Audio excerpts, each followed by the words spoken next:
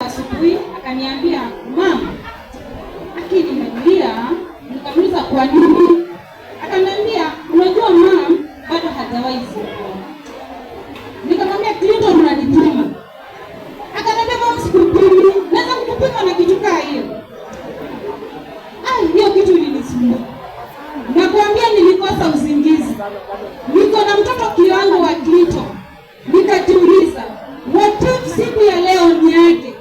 Mtoto wangu atatembea akiomba shilingi kila mahali hadi nizike.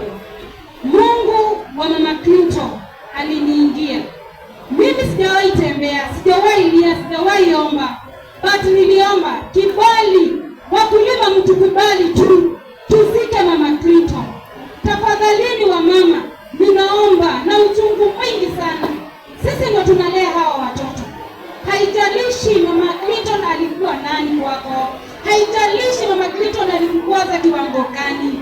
Haijalishi jambo lolote. Lakini tuangalie kiumbe ambacho kiko mbele yetu. Asante. Wacha tunifikishe hapo kwa leo. Lakini mama, Mungu wa mama Clinton amke speak leo. Haya. Wageni ambao mko hapa, ofisi ya wakulima na wakulima wote, amjamboni. Amjambo. Kwa majina ni Oliver Munialo, mimi ndo Secretary General wa National Market, and I would like to share a word with you from the